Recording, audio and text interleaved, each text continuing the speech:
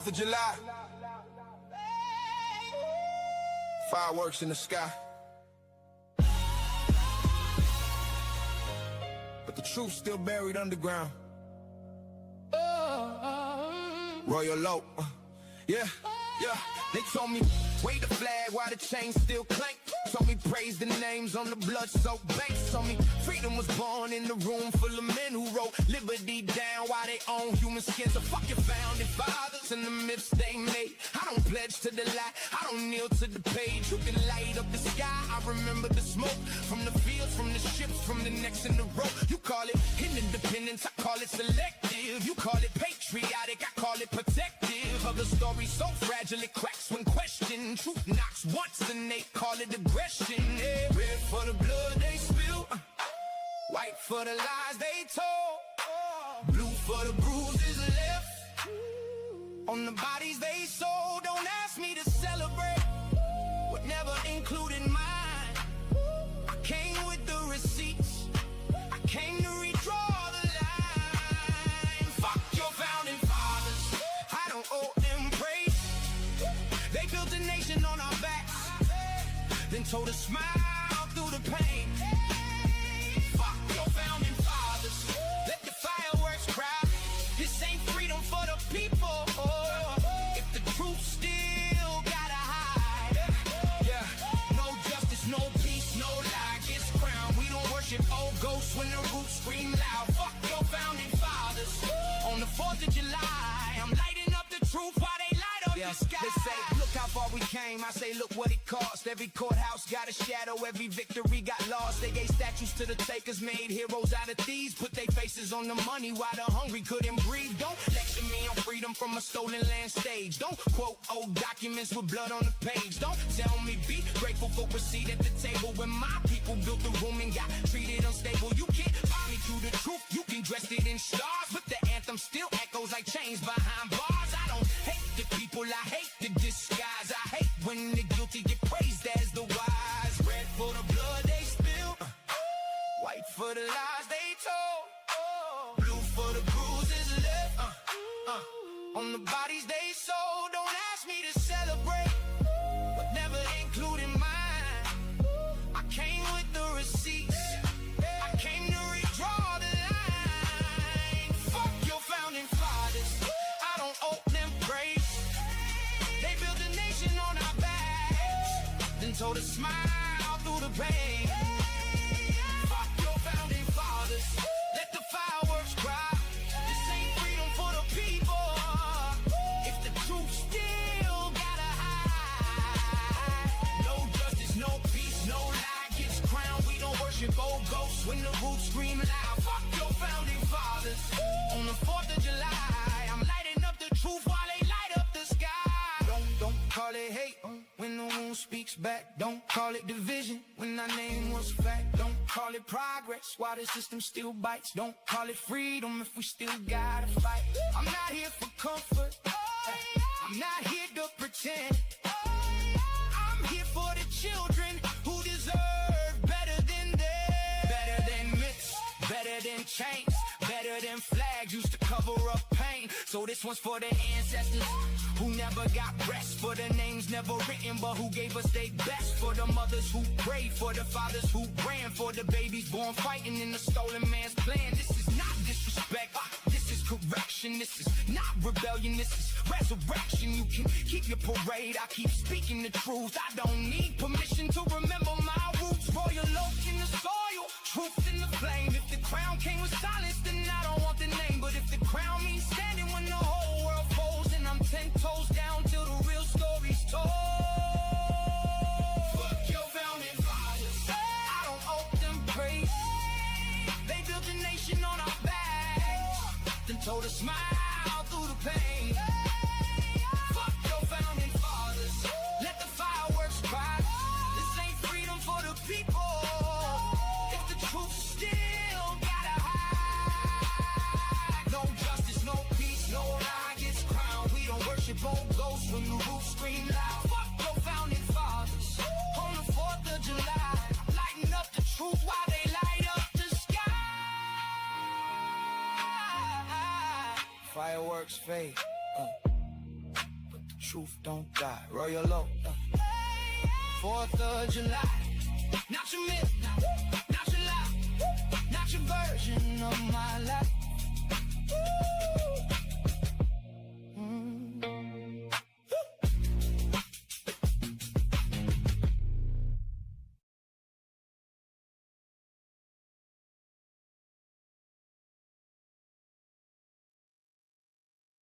All right. Hello, everyone. Grand Rising. Thanks for tuning back in once again to the original Queen Ahmadiyyah Shakur show. I'm your host, Queen Ahmadiyyah Shakur, and this is your morning wake up call. So, as you're coming in, please feel free to go ahead and subscribe to the channel if you haven't done so already.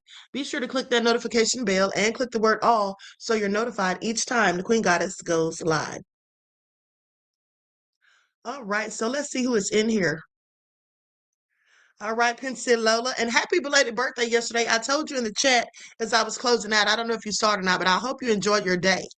All right, POP is here. Nubia Rod, Nessie X, Love Christy, Keisha, Greta Lee. All right, let's get into it. Wavy though, Juju B, Nubia Rod, Deronda, Gregory is here. All right, let's get it popping. Keisha.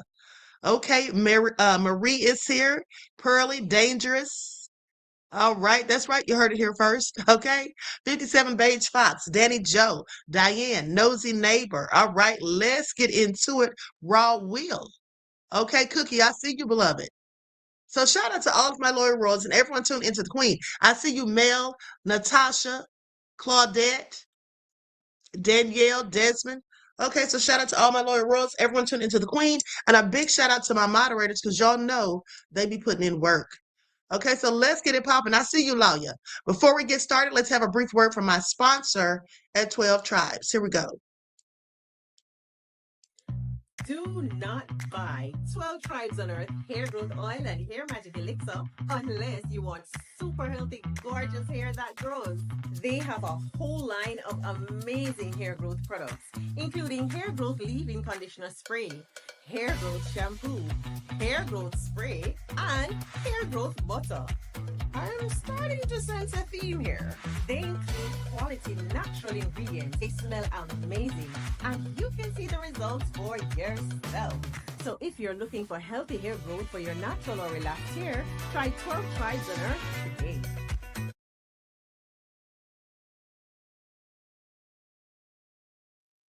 All right, with that being said, don't forget you can purchase 12 Tribes hair oil at Etsy.com. Just look for Lisa Crafts. You can also find her products at Walmart.com. And don't forget that she sells beard oil as well. And she frequently has sales. Okay, so now let's get into it. Let's get into it because it appears that Bill Wirskye just told a whole lie on Karmelo, acting as though Karmelo didn't want to testify. Now, here's the thing. Karmelo may have said that he didn't want to testify, but let's not forget that it's allegedly because Mike Howard, who's now trying to save his own butt, okay, Mike Howard tricked him, said they had some sort of secret evidence, allegedly. Okay, but now Wirskye's come out and said that, oh, he was looking forward to Karmelo testifying. So let's get into it.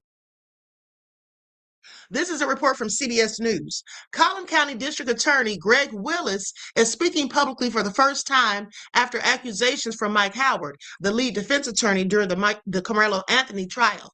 Now I want you all to pay attention. I told you all, Mike Howard, in a desperate attempt to save himself and to hopefully not get disbarred, he has thrown everyone else under the bus. And I absolutely am here for it because this is what happens with devils. Okay, all it takes is for one of them to come under scrutiny or for someone to start pointing the fingers at one of them, and they will quickly tell on anybody and everyone else to save themselves because that is what snakes always do. What's interesting to me is that snakes continue to trust other snakes. Okay, when we all should know that the only reason a snake sheds its skin is so that it can become, in fact, a bigger snake. Okay, please pay attention, but let me continue. So now Anthony was convicted of murdering Austin Metcalf and sentenced to 35 years in prison. Howard's affidavit filed as part of Anthony's appeal alleges prosecutors violated a gentleman's agreement to avoid introducing character or background information about Anthony, Austin Metcalf, or Hunter Metcalf. Now, Howard also claims the judge rushed a critical closed-door meeting, limiting the defense's ability to prepare. According to the affidavit, the agreement prevented the defense from using expert witnesses or calling Anthony to testify because it restricted the jury to hearing only what happened under the tent that day. Now, but Willis says the court transcripts, which were obtained by CBS News, tell a different story, saying that it's clear that many of these claims don't match what actually happened in court. Now, let me just tell you all how this is going to be a problem. Let me tell you all how this is going to be a problem. First of all, it has taken forever, literally, for those transcripts to come out. Okay? And here's the thing. So now they're saying that whatever Mike Howard said is not included in the transcripts.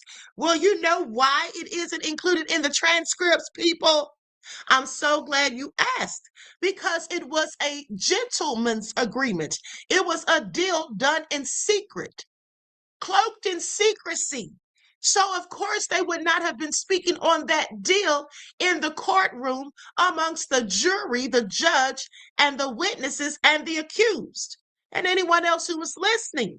That's what they wouldn't have done. So, of course, it isn't going to be spoken about in the transcripts.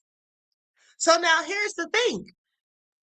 Guaranteed that Greg Willis, Bill Wirskye, Judge Cockroach are all going to say that that never happened. Or they're going to say that Mike Howard is taking it out of context, or he's embellishing, or he's omitting things. They're basically going to say that he's lying. And if that is the case, that can affect Karmelo's chances at his appeal. And they know it. And this is why Greg Willis has already come out and said that he's confident that the appeal will in fact be denied. Okay, so we're going to get into all of that. But before we do, let's go back to the part of the paperwork that I showed you all a couple of weeks ago or so. Let's go back to the section where they specifically talk about the agreement. And I do believe this is it right here. Likes up, everyone, please like and share. After the breakdown of the agreement, the defense and prosecution teams agreed to take 10 minutes to cool off before attempting to renegotiate parameters for how the agreement could extend to Mr. Anthony's testimony. So right there, we already have an admission of an agreement. Okay, that wasn't written out in a contractual form because it was just agreed upon verbally. So, of course, there's not going to be any proof. Like I said, it's only word of mouth. So anyway, goes on to say, to negotiate parameters of how the agreement could extend to Mr. Anthony's testimony, should the defense now choose to call him. After the 10-minute cooling off period, Mr. Wirskye and I met in open court outside the presence of the jury and without the public in the room. See, so this is why they wouldn't have said anything about this agreement in front of those people in the midst of the court. Okay, so to discuss possible parameters for the agreement covering Mr. Anthony's testimony.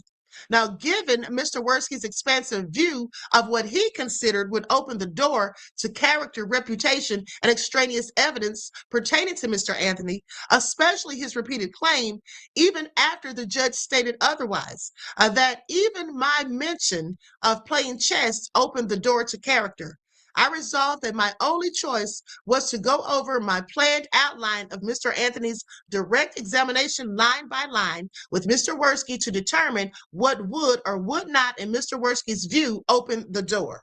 I have never taken such a drastic step of previewing my strategy and even my questions with the prosecutor. But as a defense team, we agreed that we had no other option if we wanted to try to reach an agreed understanding with Mr. Wirskye of how the renegotiated agreement would cover Mr. Anthony's testimony. Okay, so now, That's all we need to see right there, because that part right there alone, that section within itself, lets us know that, of course, there was an agreement, and that agreement had a lot to do with whether or not Karmelo Anthony would, in fact, testify. And we already see that Wirskye was raising complaints about him, Howard, that is, violating the terms of the agreement, saying that when he mentioned Karmelo Anthony playing chess as a hobby, that spoke to character, which they agreed to leave out.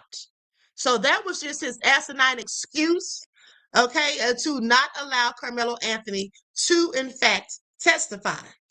That's all that was. Now, with that all being said, let's go to this news report.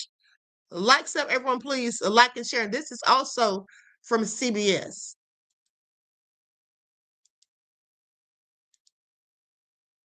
Okay, here we go.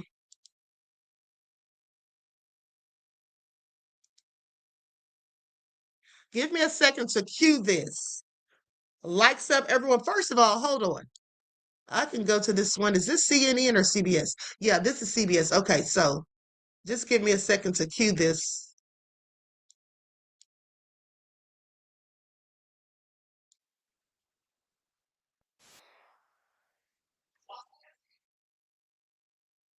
And see, the whole thing is, like I told you all previously when we were discussing Mike Howard's affidavit, that was all just for him to save himself. He was willing to throw them under the bus. But now what they're going to do is they're going to tag team him. Okay, they're all going to say that this didn't happen. This wasn't part of the terms of the agreement. That's pretty much what they're going to do. Okay, here we go. Likes up, everyone, please like and share. Thank you in advance.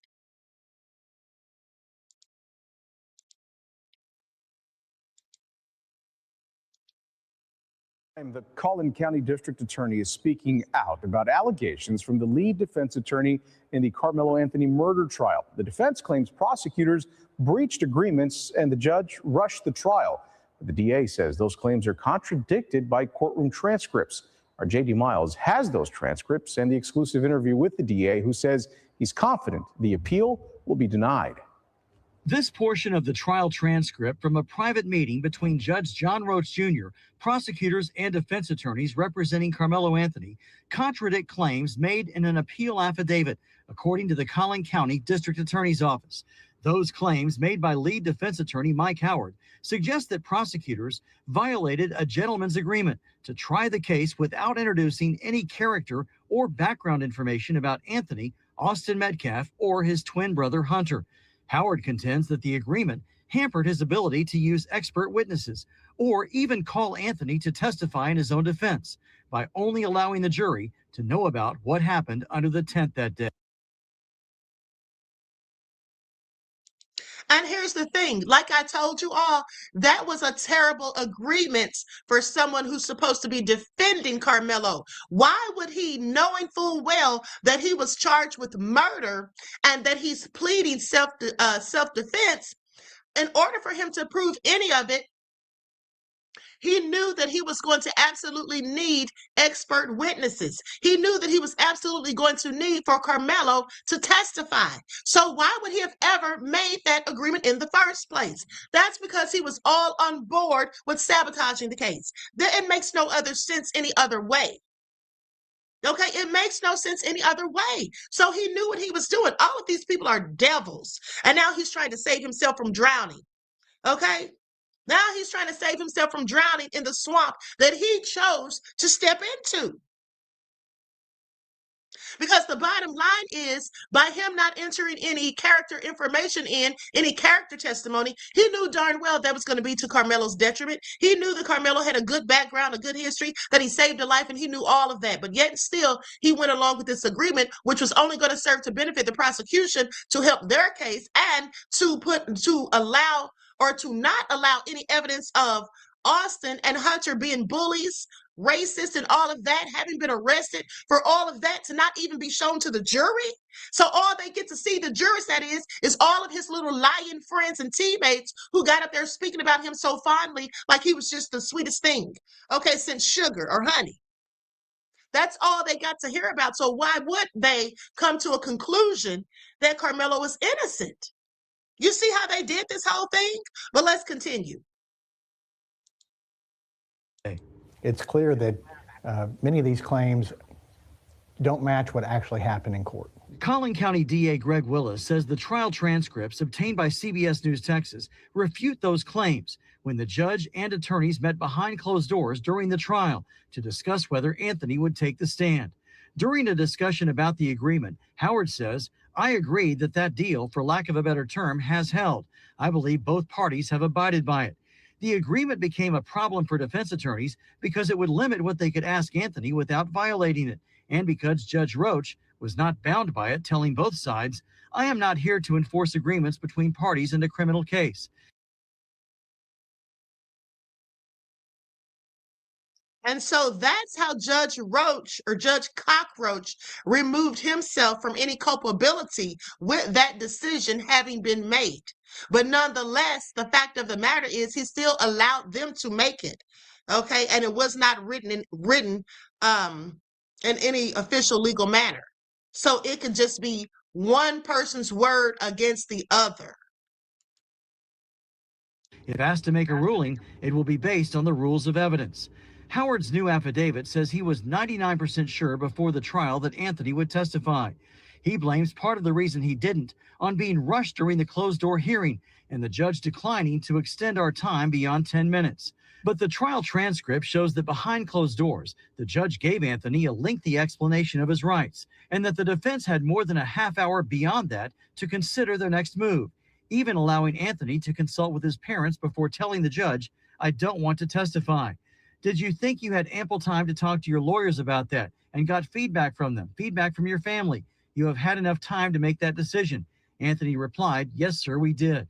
What was your reaction to seeing this affidavit? I was surprised, I was disappointed, and frankly, a little confused. I mean, I was there for every minute of the trial, and Bill Wirskye and our prosecution team, they conducted this case so fairly and cleanly and professionally. Anthony's trial attorney, Mike Howard, did not respond to our request for comment. Howard will not be part of the upcoming appeal, but the DA's office will, and expressed confidence the murder conviction and 35-year prison sentence Anthony received for killing Austin Metcalf will stand. I feel good. I mean, as I mentioned, I was there for the entire trial. The first hearing related to the appeal could happen as soon as next month. In McKinney, J.D. Miles, CBS News, Texas.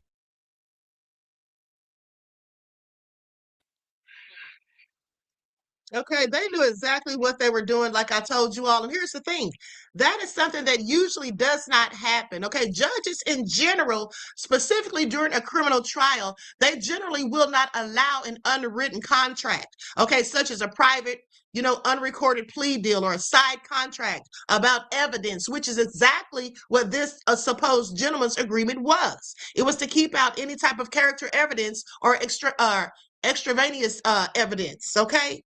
They usually don't allow that because they don't want that to dictate the proceedings. And the judge will usually also require agreements between the defense and prosecution to be documented in writing or stated explicitly in court on the record under oath. And they didn't do either. So you see how this whole thing was just tossed together and they just did whatever they wanted to do?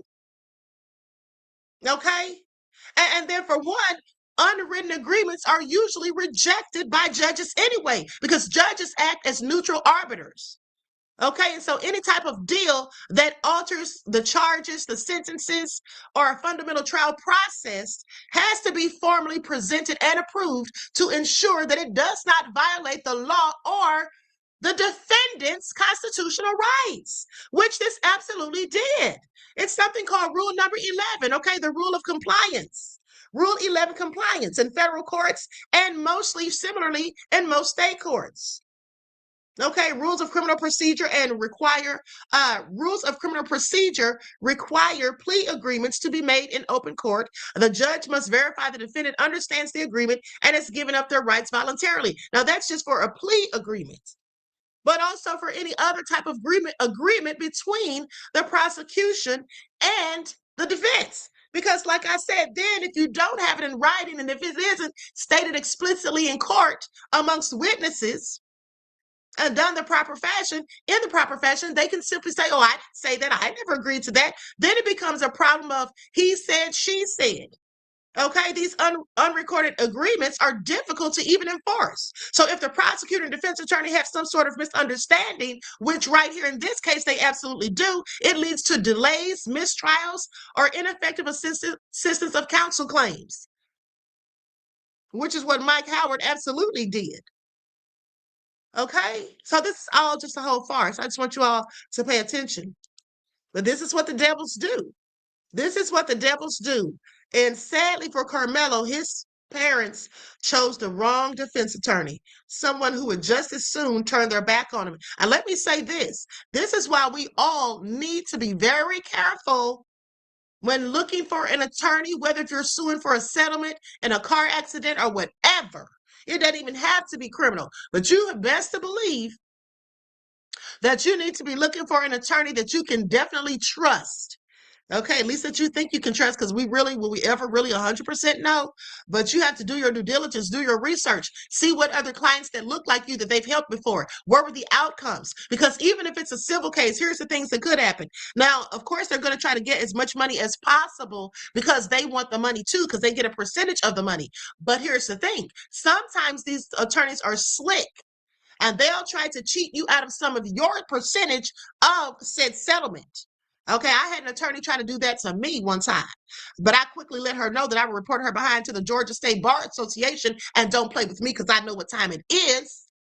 Okay, by the time I got through going in on her in a very professional manner without using any profanities, she was crying and coming up with all these excuses. I literally heard the smallest violin playing, talking about, oh, my father's sick, he's on his deathbed, and I've been so preoccupied. Well, ma'am, I'm sorry to hear that, and prayers for a speedy recovery for your dad, but that doesn't have anything to do with me. You need to get me my money. I didn't tell you that I would settle for this, because she was in a hurry to try to settle, because she had other cases to get to.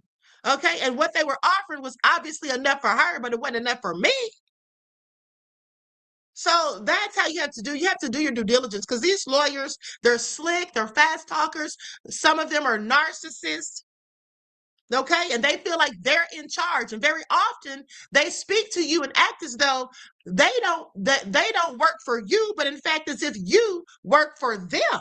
But you got to let them know. You got to let them know. And the thing is, I went to school for criminal justice, so I know the law. So you can't just piss on me and tell me it's raining, because that's not going to fly.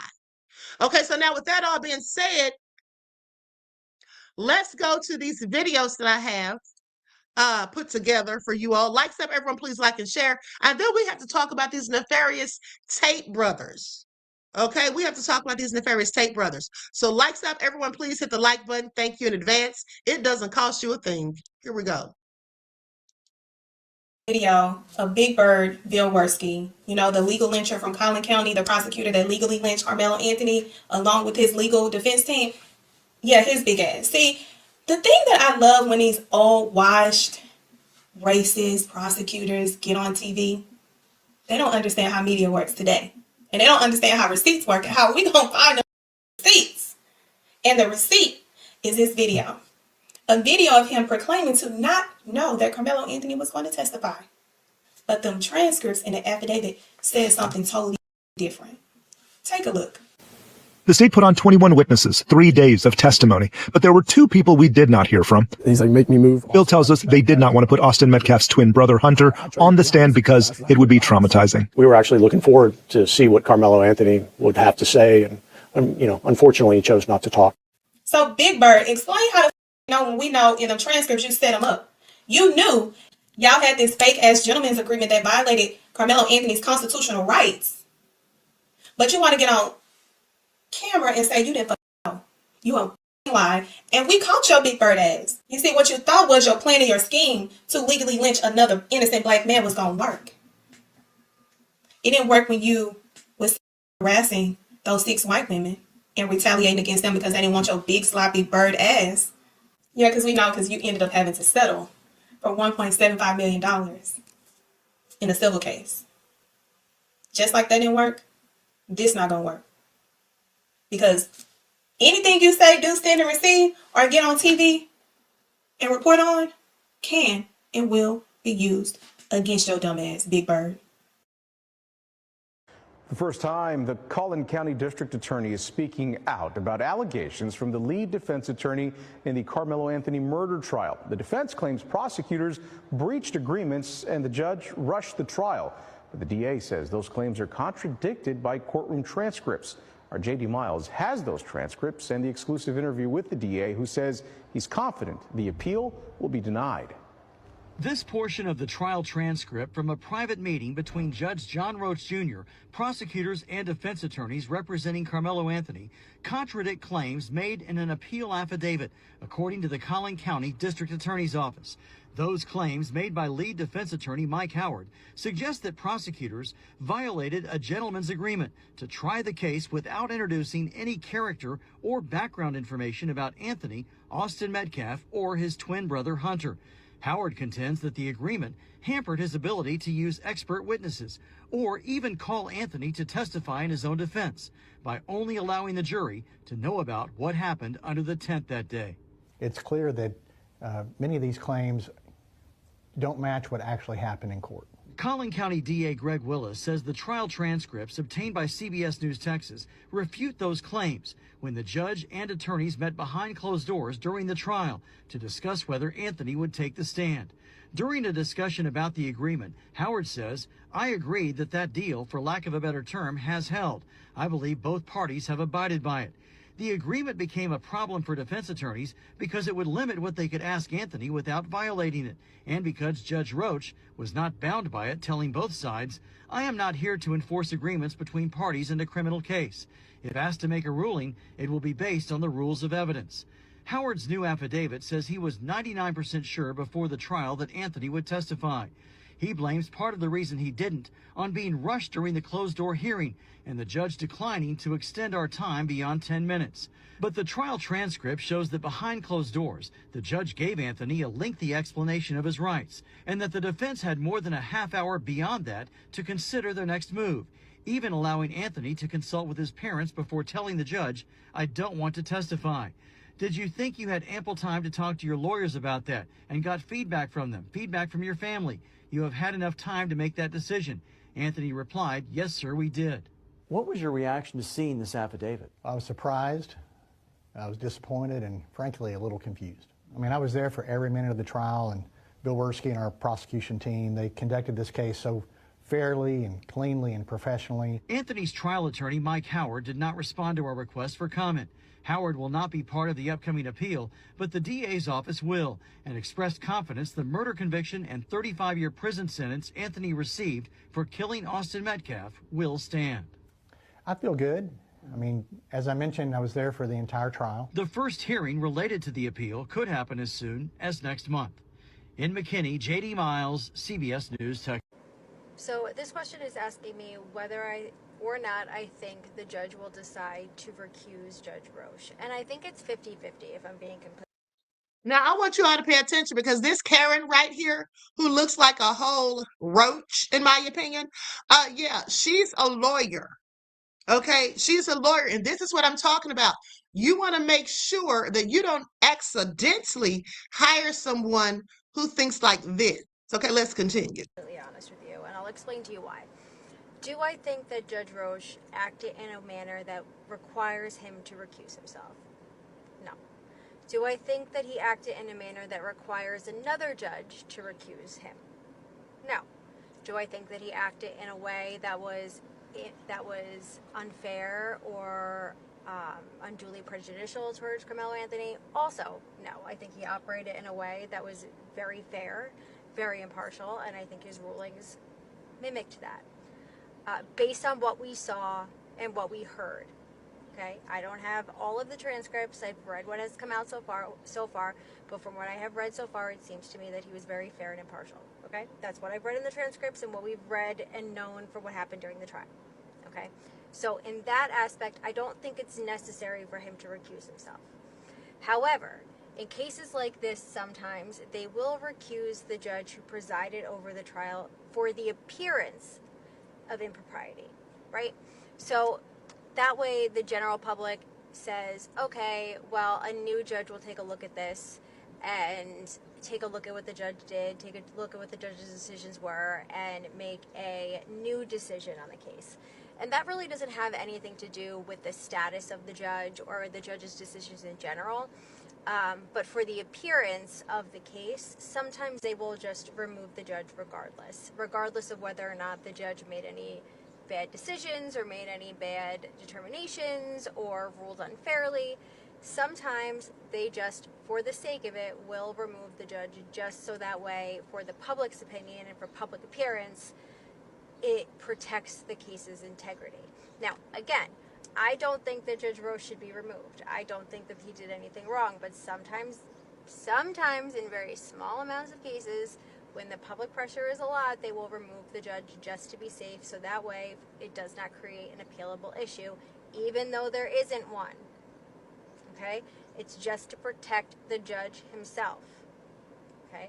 Which is why he did not make the decision and he kicked it to a higher judge. Him kicking it to a higher judge means he doesn't think that he did anything wrong. Now again, I've read the transcripts that have come out. I have paid attention to everything that happened during the case. So I don't think that he did anything that warrants a recusal. But we will see what the judge says. I don't think that there is a necessity to remove him, but other people do.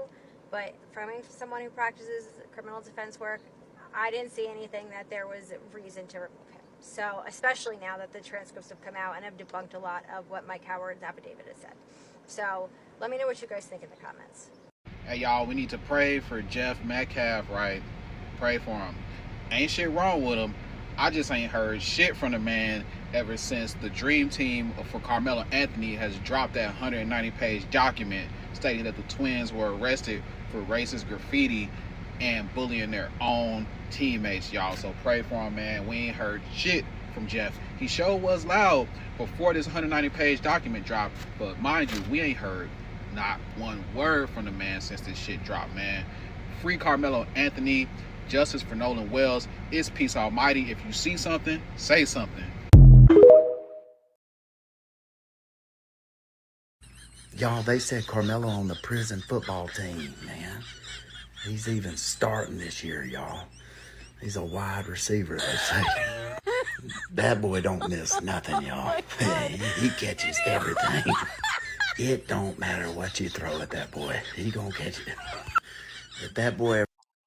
I mean, he's really getting a kick out of himself with these lame, corny jokes. Are y'all paying attention? Honey, the devils are so concerned about us. ...ever gets out, he liable to start a whole pandemic, y'all. They said that boy got more honey buns and Newports than Circle K. I know. That's literally the point I'm saying. So I don't know why the debating with me and you keep coming back and commenting like you're saying something other than what I'm saying. You're saying the exact same thing. I said y'all make excuses for the trash-ass behavior and the things that your people do and your offspring does. You're doing that right now. I put the public information and the facts in your face to show, no, Karmelo was where he was supposed to be. Met Trash was not where he was supposed to be, actually. He was the violent one. Karmelo was not. And even with it in your face like that, it's still, he's where he's supposed to be. I know, because he's black and Met Trash is white. And how dare that black boy think that he could defend himself against a white man. I know. Like I said in my other posts, you are the face of the women like you that allow their children to be parents, like the Met Trash mother, beat on by their husbands, make excuses for it. Karmelo. Black boy in America, they fear your very existence. One wrong move and they twist the whole damn instance. But we see you, Karmelo. Spirit too strong to break a father's child. Bloodline covered, hell can't overtake. We marching with prayers, we posting up with the facts. Soft skin folk ain't kin folk, but the real ones got your back. Peace be still in the storm while the devil do his dance. But justice rolling in like the Mississippi in a trance. I said what I said. You ain't alone, young man. We coming, we coming, we coming. God gon' reset it. So hold it, Karmelo. Oh, we coming to get you home. From the Delta to the world, we lifting up your name strong. No more lies, no more cages for the innocent ones. The Most High got the gavel, victory already won. Karmelo, you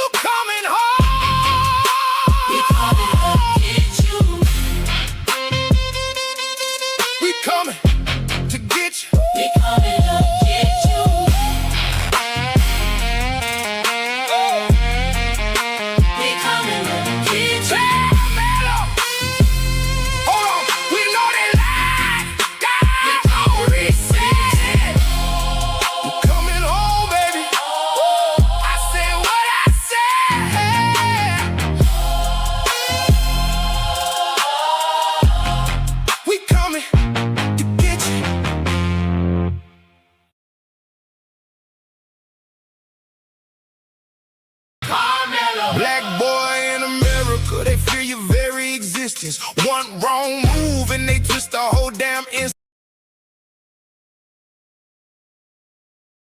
Okay, now with that all being said, I want you all to think back to something. If you all remember when the elderly lady said that Austin fell on that tool, you all remember that, right? Hold on. Let me just pull this up. Because another lady said the same thing.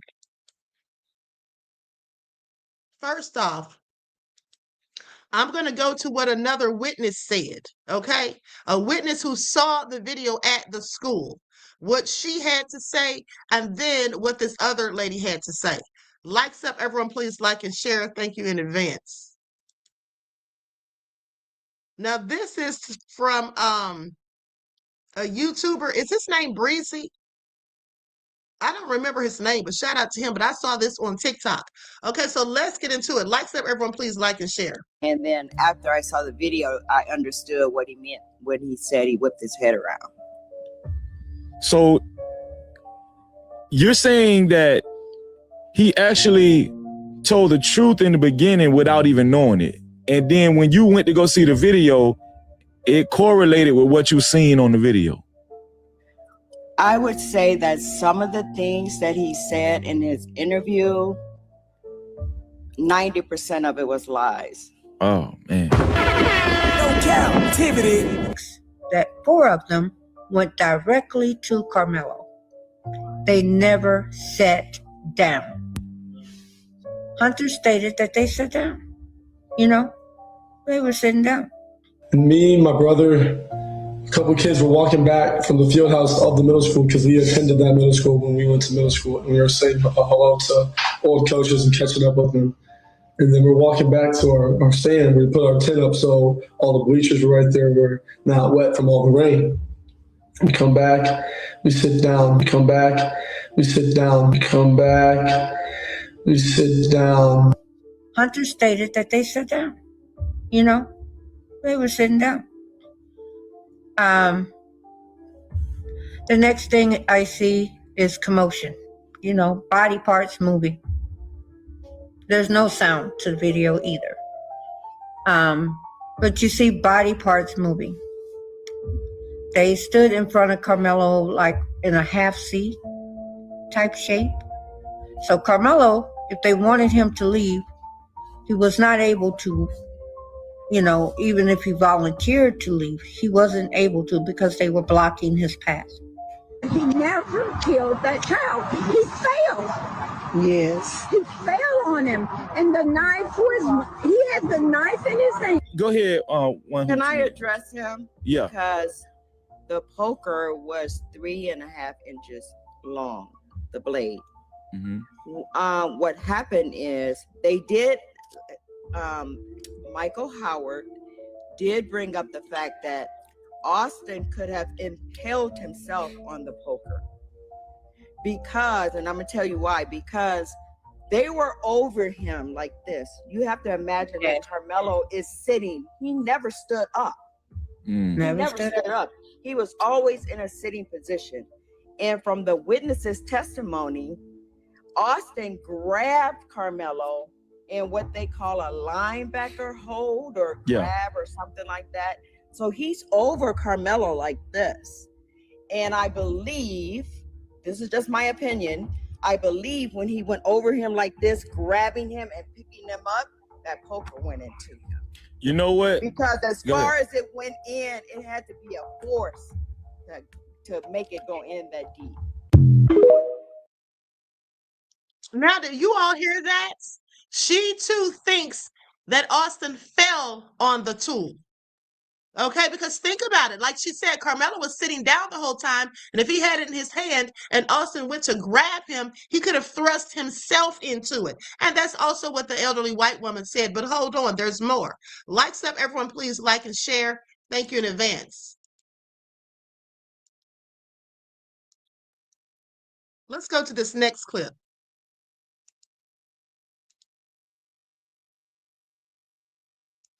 said that Karmelo was sitting on the bleachers and that Metcalf was standing up and pushing him. Anthony never got out of his seat. And not only that, the wound and the blade prove that he did not even try to stab him. He just held it out and Austin went on the blade. You know how I know this? Because the blade itself is 3.5 inches long. Everyone said that Austin leaned in to push him and Karmelo stabbed him. There's no dispute about that. Anthony was sitting, Austin was standing over him, getting ready to shove him, and he goes into the blade. So if the blade was 3.5 inches and the wound was 2 inches deep, people, what does that mean? It means he could not have stabbed at him as Austin was leaning in to shove him. Austin had to have been the one who fell on the blade.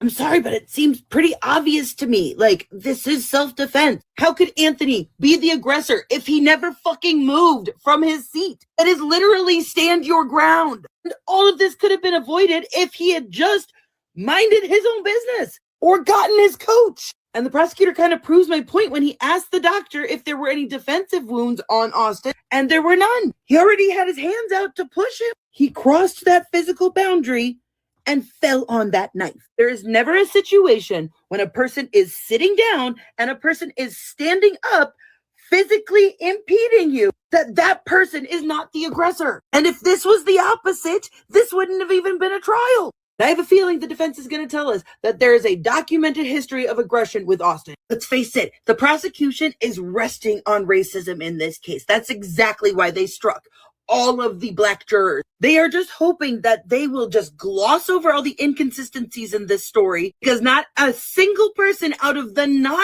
witnesses that were there had a consistent story. And that's what the media is not telling you. The media is intentionally doing this going on in the trial of Karmelo Anthony. They're conveniently not going into the details and the inconsistency. My home has been the media. Last night, I discovered what I believe. Okay, no lies detected. I told you all, we all could see it clear as day, that the media was painting a narrative is what they were in fact doing. And yes, Jonathan Toymaker said watermelon felon sounds racist, but it has a whole new meaning. Exactly. We covered that on here as well. Okay, so this is all just so nefarious, but hold on, because someone took it upon themselves to do an animation of Karmelo's situation. So let's check it out. We covered Karmelo Anthony. But since that episode, the story got much worse. The racist father, the retiring judge, the DA with harassment allegations, the twin brother who never testified, and the most powerful legal team in America just showed up. Let's get into it. Jeff Metcalf, Austin's father, sat on a podcast days after the verdict and lost his entire mind. He called Karmelo the watermelon felon, ranted about baby mamas and EBT cards, told black people they should be grateful for slavery, then said, "I'm not being racist, I'm being real. Sir, you just showed the world exactly what kind of environment produced this trial." District Attorney Greg Willis has a 2022 lawsuit alleging sexual harassment of his own staff, the same man who prosecuted Karmelo Anthony. And Judge John Roach? He is retiring in December. He rushed one of the most racially charged trials in Texas history, presided over a jury with 0 black members, then told reporters, "I sleep well at night." Of course he does. He has nothing to lose. And Hunter Metcalf, Austin's twin, the person many witnesses say started this confrontation. The prosecution never called him to testify, never even had him inside the courtroom. Cheerleaders from his own school wrote emails saying they were genuinely scared of his behavior. None of this reached that jury. But here is where it turns. Karmelo Anthony now has former prosecutor Russell Wilson II, Texas NAACP President Gary Bledsoe, the Innocence Project of Texas, and Ben Crump's own office, all working for free. His father said they were pushed to hire a white attorney and now believes the whole thing was a setup. The new team has one mission: prove this trial was constitutionally compromised from day one. Jeff Metcalf showed his true face. The DA has harassment allegations. The judge rides off into retirement. And Hunter Metcalf never took that stand. This was never just a murder trial. It was a message. But Karmelo's fight is not over, and neither is ours. Subscribe to Hooligans and Politicians. We don't let anybody slide. We covered Karmelo. Okay, that was certainly entertaining. All right, so anyway, with that all being said, this is what the Devils did, okay? It was a sham of a trial. It was kangaroo court, and they know that they railroaded that young man, and now they're trying to make their BS conviction and verdict or sentence stick, okay? Likes up, everyone, please like and share. Thank you in advance. Now, let's get ready to get black into it, because we're going to talk about the Tate brothers with their nefarious selves. Again, here they are with charges. Hold on, charges pending. And what's so interesting to me is the fact that Andrew, all that stuff that he was saying was just like so detrimental to the cases that he's now facing. I mean, some of the stuff he said is just not a good look. That even if he were innocent, what the things that he had said make him look so guilty. All right, likes up, everyone, please like and share. Now, maybe the fact that he's such good friends with Trump's son Barron, and the Trump family in general, you know, maybe that'll help him out. I don't know. But anywho, let's get ready to get into it. Likes up, everyone, please hit that like button, like and share. It doesn't cost you anything. All right, let's talk about it.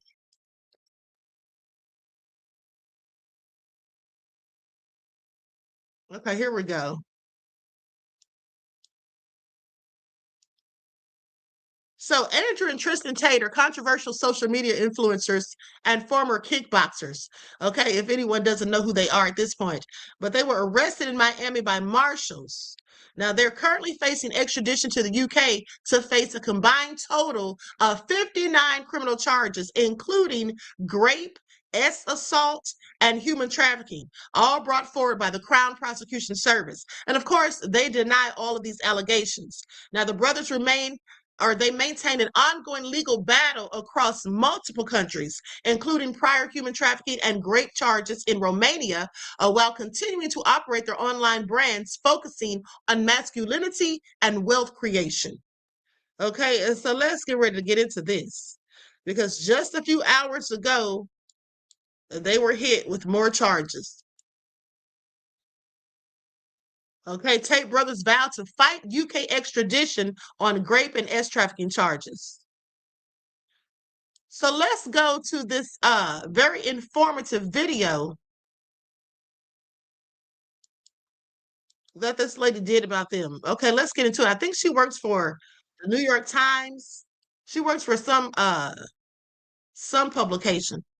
Okay, I'm going to share this on the screen. Likes up, everyone, please like and share. And this report is about 11 minutes long.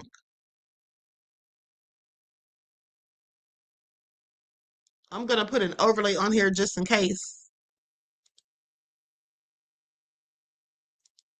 Simply back, massively. They were in a private plane being whisked to Florida. Since 2022, they had been under criminal investigation in Romania. They had both been accused of trafficking dozens of women into a porn business that they ran. Andrew had also been accused of raping one of those women and of having sex with a 15-year-old.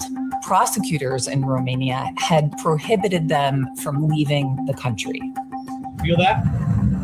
It's the feeling of leaving Romanian soil.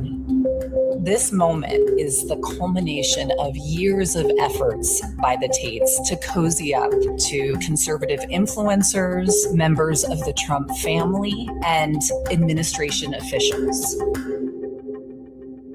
My name's Megan Toohey. I'm an investigative reporter here at the New York Times. My colleague Isabella Quai and I have spent months interviewing dozens of people in Romania, the United States, and Britain. We have reviewed hours and hours of video clips, hundreds of pages of text messages and emails and court documents. And we're able to piece together how the American right helped the Tate brothers get out of Romania.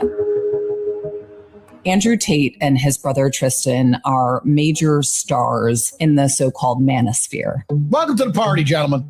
He-Man woman haters party. It's a man's party. Andrew is a former professional kickboxer who built a huge online following, preaching unapologetic masculinity and chauvinism. All of history was built by men, always has been. If a woman is going out with a man, she belongs to that man. That's his woman. He's told his audience that they were victims of feminism, that they've been maligned by the economy and brainwashed by the media. You are now full slave mode, and that's all they want. So you will continue to work your shit job for shit money. He and his brother have gained millions and millions of followers. They sell online courses to young men about how to make money and how to exploit women. That included this PhD program, short for Pimping Hose Degree. They share what they say they've learned in pushing their girlfriends into making online sexual content for paying customers. It's not just about picking up girls. It's about converting them into really loving you enough to moving in with you and working for you and giving you all the money. The brothers, who have both American and British citizenship, started this porn business over a decade ago in Britain. In 2015, Andrew was arrested 3 times after multiple women accused him of assault. And while prosecutors eventually declined to bring charges, the investigation prompted Andrew to leave Britain. Andrew said that he thought that they'd be better served in Romania. It's a little bit lawless, you know? You can get away with shit you can't get away with in the West. Eventually, the brothers get banned from several of the biggest social media platforms, only to find new homes on Rumble, a site that was backed by J.D. Vance's venture capital firm. Now, do you all know that these men are half black? Did you all know that? Because I found this out like last year. I had no idea. Their father is African American and their mother is a white British woman. Okay, so I don't know how they thought they were going to get away with anything, honey, because they know the United States will let Jeffrey Epstein's clients get away with all kinds of trafficking and whatnot. But they know darn well they're not about to get away with it. At least they know that now. And Getter, a right-wing site. And then things really explode. In December 2022, the brothers are arrested in Romania. They had been under criminal investigation for several months after a complaint that an American citizen had been held by them against her will. The brothers are charged with organizing a criminal group and trafficking 7 women into their porn business. And Andrew is also accused of raping one of those women. And later, prosecutors in Britain would bring charges of trafficking and rape against Andrew and Tristan. These additional charges that have been authorized will move forward once the Romanian case is complete. Through our reporting, we also found that the Tates have been quietly under investigation here in the United States by anti-trafficking agents and federal prosecutors. Andrew and Tristan Tate deny all allegations. While all of this is happening, they're building more and more powerful allies in the United States. In 2017, as Andrew tells it, he did a tweet in support of Donald Trump, and soon Andrew and Don Jr. had connected at Trump Tower. The president's son, he made me a coffee. Like, he's a cool dude. And this support and this relationship continues through 2023. When Andrew and his brother are placed under house arrest, Don Jr. sends out a tweet of support. By that point, the Tates had hired Joseph McBride, this attorney who had come to prominence representing Trump supporters accused of insurrection on January 6th. And McBride pitches his new client to conservative host Tucker Carlson, who travels to Romania and conducts a lengthy interview with Andrew in his mansion. I mean, I was sympathetic to you already, but a man's accused of human trafficking. It's worth finding out what he's accused of. The Tucker Carlson interview gets more than 112 million views. This is a key turning point. Soon, other high-profile conservatives are defending the Tates. When I see some of these videos and I see conservatives assigning like real meaning to you saying stuff that is just so obviously content for young boys. Andrew Tate and his brother Tristan stand for the same things that I stand for. These relationships are mutually beneficial. These conservatives are tapping into Tate's audience to expand their reach and connect with a demographic that is crucial to the president's re-election campaign. Listening to him with Tucker for an hour and a half, 2 hours, it clicked. Okay, now I see why he's popular. And by 2024, Barron Trump is also a fan. Barron hosts a dinner at Mar-a-Lago for several prominent conservative influencers. One of them was Justin Waller, who has helped the Tates run their businesses and says that he's widely seen as the third brother. Waller told me that Barron admired the Tates, and he said that he and Barron called Andrew together and discussed the Tates case. When we reached out for comment, McBride called our reporting on the relationship between Andrew and Barron fake news. So the Tates are building up a lot of support here in the United States. And after Trump is reelected, some of those supporters have even more power and influence than they did before. Paul Ingrassia, who had once served on the Tate's legal team, is now the White House liaison to the Justice Department. He had called Andrew Tate an extraordinary human being and a target of the deep state and the satanic elite. Alina Habba, who had served as a personal lawyer to Trump, was now a counselor to the president. She appeared on a podcast with Andrew in January. We need strong, powerful voices like yours. And I got your back over here. And this man, Richard Grenell, a special diplomatic envoy for Trump, discussed the Tate's case with at least 2 Romanian officials. Our reporting found that one of those discussions took place last December at Mar-a-Lago with an advisor to the Romanian prime minister. Ponta told us that he had discussed the Tate's case with Grenell. He then backpedaled and said they had not discussed the case. The other discussion was with Romania's foreign minister at a conference in Munich in February. In a statement to the Times, Grenell said it was the foreign minister who raised the issue of the Tates. His statement did not address the Mar-a-Lago conversation. The public support from some of these allies set off alarm bells in Romania. Officials at the American embassy in Romania told us that they feared what would happen if their bosses in Washington instructed them to release new passports to the Tates in violation of the Romanian criminal justice system. It didn't come to that, but an extraordinary order came down from the highest levels of the Romanian government. On February 26th, Andrew sent a text message to someone close to him that we reviewed. He had been made aware that he was going to be released. He wrote, "I have very detailed instructions from the Americans about crossing borders, phones, passports, etc. I can't say more.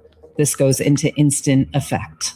The next day, the Tates file a request that prosecutors lift their travel bans and return their passports. We spoke to sources who spoke to us on the condition of anonymity, who told us that the prosecutors did not want to do this. But the prime minister believed that lifting the travel bans would appease the Trump administration. He did not respond to requests for comment. In the early hours of February 27th, the brothers were driven to a private plane. No one has ever been more back than we just got. At the time, we asked McBride, their lawyer, whether the Trump administration had anything to do with their release. And he didn't answer the question directly, but he said, quote, "Do the math. These guys are on the plane."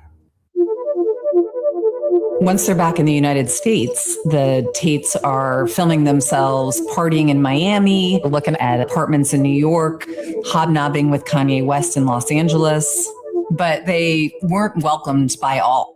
There were some conservatives who spoke out against them upon their arrival, Some said that they undermined traditional conservative values. Other people likened the allegations against them to the crimes of Jeffrey Epstein. Through all of this, it's becoming clear that there is a rift on the right. Trump says he knew nothing about it. I know nothing about that. You're saying he's on a plane right now? An official with the White House said it is not involved in anything related to the Tate's legal matters. In March, they returned to Romania for a court date and have not come back. Shortly after they left, one of Andrew's former girlfriends accused him of assaulting her when they reunited during his visit. She said that when they had sex, he had beaten her and choked her to near unconsciousness, which he denies.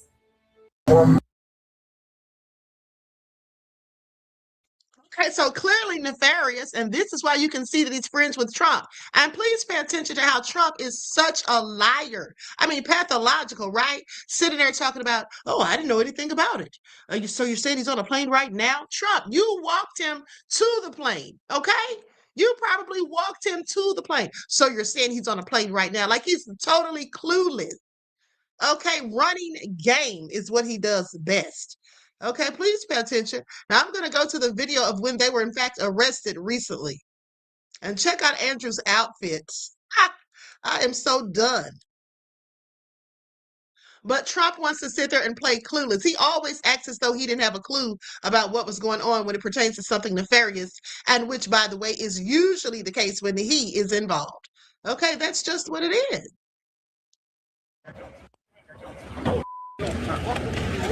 Come over here by me.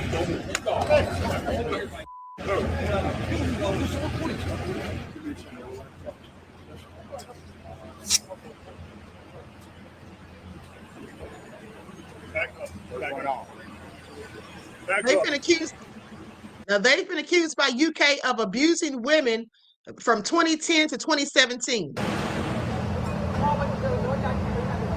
Facing 42 charges, including rape, human trafficking, indecent images of a child, and assault.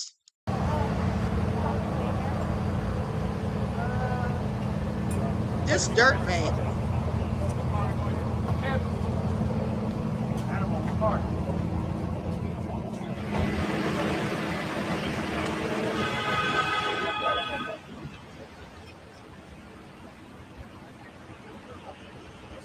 Tristan, anything to say?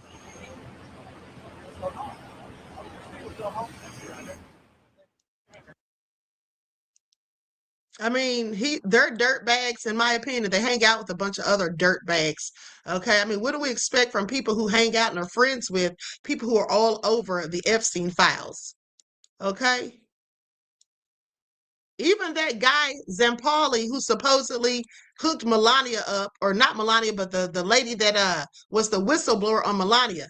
He was her husband. We know where Andrew and Tristan Tate spent the days before their arrest in Miami, because if you don't, allow me to fill you in, because you literally can't make this shit up. This is Paolo Zampoli, Donald Trump's U.S. Special Envoy for Global Partnerships, right? Also a longtime friend of Donald Trump and Melania. Paolo Zampoli is the former modeling executive who said that he actually brought Melania to the United States and, of course, introduced her to Donald Trump. There's a lot more about this man that'll really have you thinking, but I can't help but wonder why the Tate brothers, just days before their arrest, were partying in Washington, D.C. as guests of Paolo Zampoli, especially considering the new allegations against them, which, if you didn't know, UK's Crown Prosecution Service, like it says here, said that it is bringing additional charges of rape against Andrew and Tristan under ongoing cases against the brothers in that nation. The agency said that the brothers are awaiting extradition to the UK. And if you didn't know, Andrew Tate faces 7 additional counts of rape, 3 counts of arranging or facilitating trafficking for sexual exploitation, 3 counts of assault occasioning actual bodily harm, and 19 additional charges relating to illegal you-know-what. Tristan Tate faces 1 count of sexual assault, 2 counts of rape, and 3 counts of arranging or facilitating trafficking for sexual exploitation. New charges relate to 4 additional alleged victims. Previous charges were connected to 3 alleged victims. The case against Tristan previously included 3 counts of rape, 6 counts of actual bodily harm and 2 counts of human trafficking. Which makes me wonder, if these motherfuckers can be arrested, then why can't the rest of the individuals on that list in those files be arrested as well? Something about this shit just is not adding up. Not that I don't see this as an obvious celebration. Does anybody know where Andrew and Tristan? Okay, exactly. Now they're being arrested, but they should arrest the rest of them as well. Okay? And then, so here's how close they are, Melania specifically, to Palos and Polly. Likes up, everyone, please like and share. So it looks like things are getting a whole lot worse for Melania and Trump. Another woman has come forward with allegations about Melania's ties to Epstein. And this seems to be in reaction to the speech that the First Lady gave days ago. Let's get into it. Now, this woman by the name of Victoria says that she has been personally involved with certain events surrounding the Epstein files, and that she also has had ties to model agent Paolo Zampoli. Please pay attention. She announced that she's going to be starting a series to seek justice and to speak out against Melania Trump, Jeffrey Epstein, Jean-Luc Brunel, and others. Please pay attention. The Victoria says that she and others have been going through this for years, and that it's time to dispel the lies, and that the perpetrators all need to be held accountable. Please pay attention. I'm barely awake. I'm in like zero sleep, but just like given the situation. But I did get some good news this morning. So WATO, which is We Are the Ocean, they're gonna be investigated. And so WATO, We Are the Ocean, they are a sex trafficking and money laundering scheme that was created by Paolo Zampoli, Ghislaine Maxwell, and Jeffrey Epstein. And it's a very, very bad fake company. But they are going to have to testify in Supreme Court. And even though, like, I hate Pam Bondi as Attorney General, I hated all of that. But, like, the fact that Trump can just, like, basically go out and appoint whoever he wants, I don't think that Todd Blanche is going to be any better, because Todd Blanche is his personal attorney. Complete conflict of interest. But we'll see how that goes. And that last video cut off, but Jeffrey Epstein's still alive. Now, Melania wants us to think that this is all just lies and it's mean-spirited and people are trying to basically defame her and ruin her reputation, which I don't think that she had such a great reputation in the first place, but that's just my opinion. But nonetheless, she saying that she had nothing to do with Epstein, didn't even know him, that's where she sealed her fate. She should never have said that after all of the online stuff that we've seen, and not to mention the emails. Okay, please pay attention. In the early 2000s, Zampoli and Epstein discussed buying a modeling agency together. And then later, Zampoli was added to the now defunct Ocean Charity. He was named as a partner. Now, this was founded by Ghislaine Maxwell. Please pay attention. In a phone interview conducted by the Daily Mail, Mr. Zampoli, who is now Trump's special envoy, mind you, says that he only dealt with Epstein out of necessity. He said he was the financial person behind Victoria's Secret. I had to deal with him. That's what he said. Okay, yeah, we believe you. But anyway, he talked about that. And he also mentioned Lex Wessner, who at the time was running Victoria's Secret. And also, that's another Epstein associate. Please pay attention. I hope that after all of this, the truth absolutely comes out and that all of the victims get justice. Hello, everyone. Okay, these people are so nefarious. They need to sit down somewhere.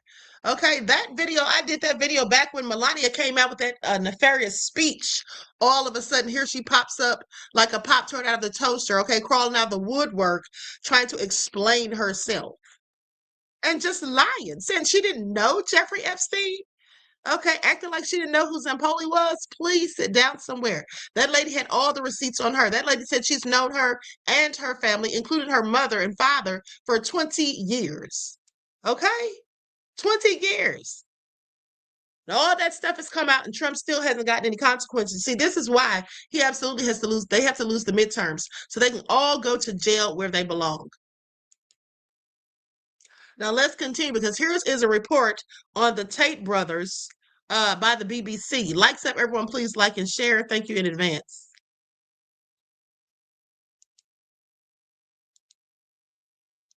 Here in Miami, where the influencers Andrew and Tristan Tate have appeared in front of a federal judge. They were wearing light brown prison uniforms, they were handcuffed, and they were shackled around the waist and at the ankles. Now, they spoke only when the judge asked them if they understood their rights, And they replied together, "Yes, Your Honor." Here outside the court, their lawyer said they denied the charges being brought in the UK. The brothers were arrested just before Andrew Tate was due to co-host a bare-knuckle fighting event here in Miami. Police in the UK have charged them with new counts, including rape and offences relating to sex trafficking, bringing to more than 50 the number of charges they face in the UK relating to 7 alleged victims between 2010 and 2017.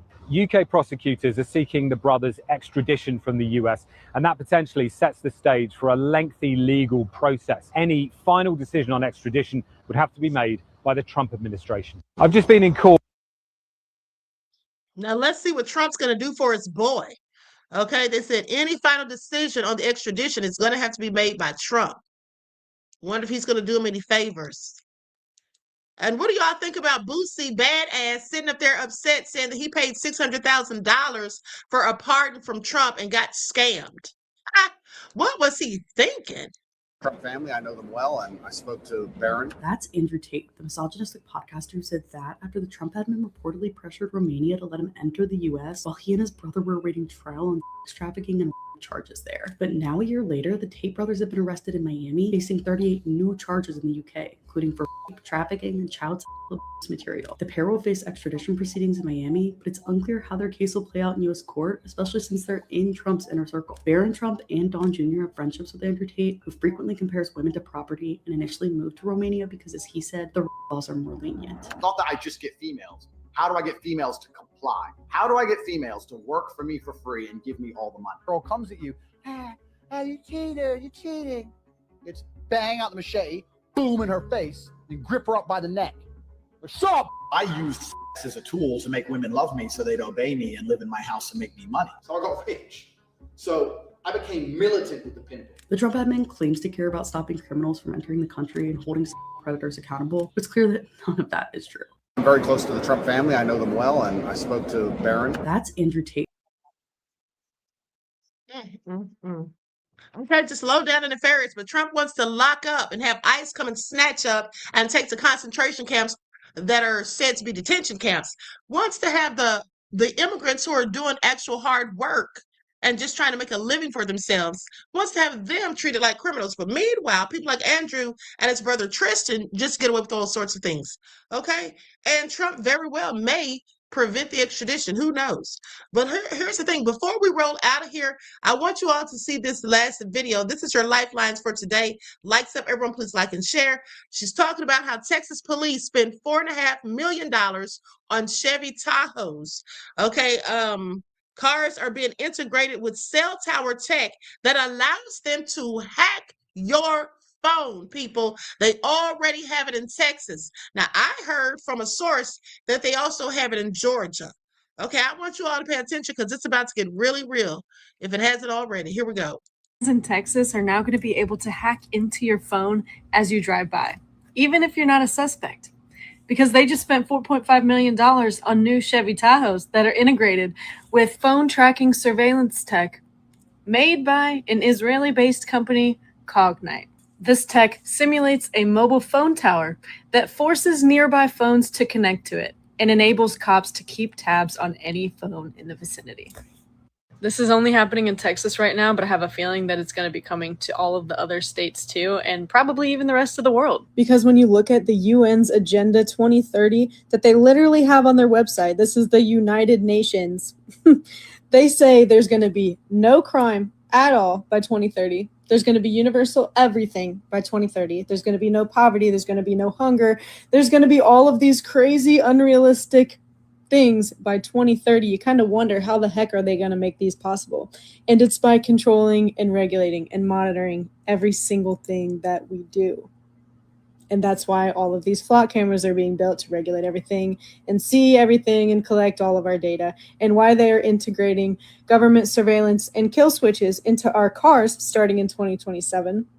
And now there are these meta glasses that record everything that people see, so that, like, you don't think that Meta is going to be seeing all of the data recorded by the Meta glasses? Come on. They have never kept our privacy. Police vans. Okay, so this is all so nefarious, all right?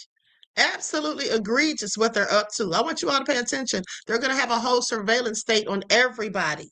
Okay, now Rose Bunny says, Obama is on the flight records like everyone else. That's all the proof needed. Well, actually, that isn't all the proof needed because those flight records, some of those things put out were fake. Okay, they were clearly doctored. Here's what we do know, Rose Bunny. If Obama was on the flight logs, why isn't Obama mentioned in the Epstein files? But you know who is mentioned in there over 1 million times? That's your president, President Donald J. Trump. He's also credibly accused of doing all sorts of nefarious things, including raping folks, okay, and threatening to murder children.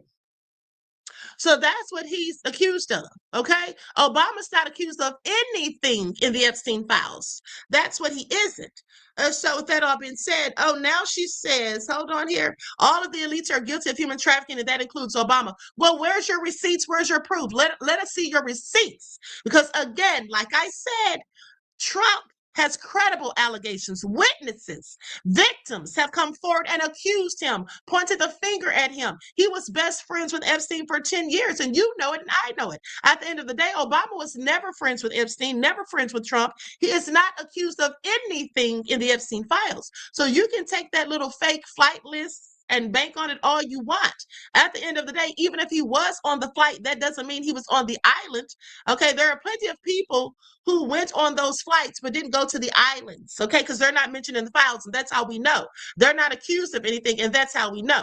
But you can take your little MAGA minion self and go on somewhere else with that, because what you don't get to do, Rose Bunny, is come over here and spew your lying, okay, right rhetoric, okay, your wanton supremacist bullshit. That's what you don't get to do. So you don't get to come over here and paint the narrative, because over here, we control the narrative, okay? That's how that goes. All right, now have the day that you and your ancestors deserve.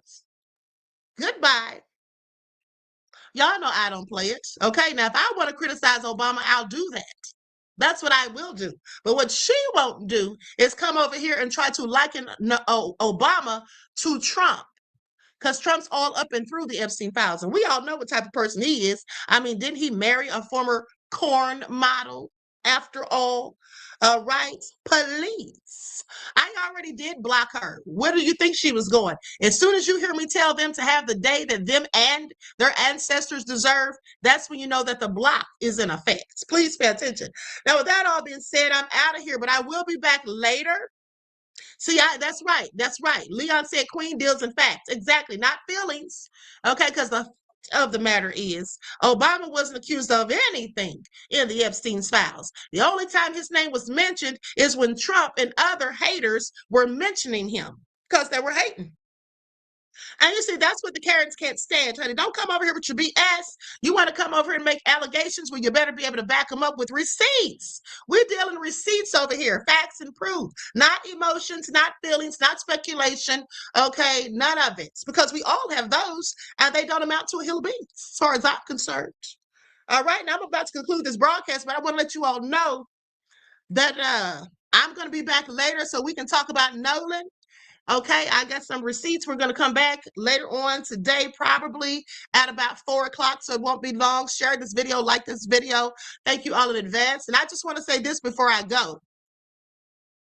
You know, when I was young, when I was a little boy, we had roaches. And I woke up one night and I went in the kitchen and I saw roaches everywhere. I saw roaches on the wall, roaches on the floor, roaches on the ceiling, and roaches on the door. And I took off running, and I ran in that room, and I told my sister, I said, wake up, hurry up, come in the kitchen. Roaches is everywhere. And my sister got up. She looked confused. And she came in the kitchen and cut the lights on, and we didn't see no roaches. And she said, what you talking about, Al? What's wrong with you? Ain't no roaches in here. I don't see not one roach. Now stop waking me up out my door and sleep. So she went back in the room and got in the bed. And then a few minutes later, I went back in the kitchen. And I saw roaches everywhere. Roaches on the stove, roaches on the counter, roaches on the wall, and roaches were starting to fall from the ceiling. And I ran back in that room, and I told my sister, well, get back in here, up early, May. It's roaches. They everywhere. They all over the kitchen. You can't even see the wallpaper. She came back in there, and I told her one of them looked like that nefarious, a judge, John Cockroach, who's going to eventually, sometime in the future, around about 2026, try to lie and railroad a young black man named Karmelo Anthony. Accuse him of killing a white boy. And then the white boy daddy gonna commit to calling him a watermelon fella. And she cut that light on and she looked and saw it wasn't no roaches. And she said, I done told you for the last damn time, Al, don't you wake me up again, because ain't no roaches. She went back to bed. And I sat there and I went in the room and I scratched my head and I said, now I know damn well I seen roaches. Let me go back in here again. So I went in that kitchen and I saw all them roaches again. And then something told me, say, Al, cut the light on. And I cut that light on. See, there wasn't no roaches. You see, that's what you gotta do. You gotta go down there in Mississippi, Ocean Springs, and you gotta cut the light on so the roaches can scatter. A sharpened bobblehead, if you don't sit your butt down somewhere. Anywho, let me get out of here, okay? Oh, anywho, we'll see you all later, beloveds. I hope you all enjoy the rest of this beautiful day. Each one teach one. That's how we grow and thrive. Do something productive, constructive, but never destructive. And always remember to keep the Most High first in your lives. Until next time, peace.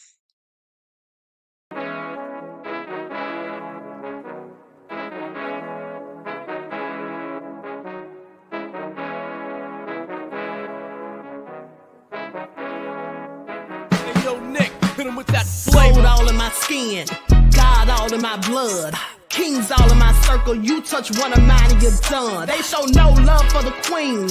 Why you hating on me? Is it cause I'm free and I got Malcolm X in my jeans? I got dreams like King Luther, shed blood like Kunta. You ain't helping my people, I ain't got nothing to say to ya. I want all the smoke like hookah. Talking reparations, America won't be great until they give us compensation. I'm like, I'm the hottest right now. See a bunch of lames out here trying to jock on my style. They be doing too much. I'm the queen, it's too easy. It's like they all at Popeyes, how they be talking so greasy. I just sit back and laugh while these haters get madder. So nefarious how they don't want my pockets with cheddar. I tell them they can do better. These snakes in the grass can leave a bite on your ass, cause y'all be trusting too fast. I got my foot on the gas, other one on they necks. Dropping receipts on haters, you better show some respect. I'm never facing regrets, we only facing the threats. Running through every challenge like a relay, break no sweat. It's a cold game, so I got that blanket with me. Now that my people awaken, ain't no going to sleep. I do not play by my piece. This time I'm playing for keeps. You talking slick, but when I see you like them ends, we gon' meet. And I got gold all in my skin, God all in my blood, kings all in my circle. You touch one of mine and you done. They show no love for the queen. Why they hating on me? Is it cause I'm free and I got Malcolm X in my jeans and I got gold all in my skin, God all in my blood, kings all in my circle. You touch one of mine and you done. They show no love for the queen. Why they hating on me? Is it cause I'm free and I got Malcolm X in my jeans and I got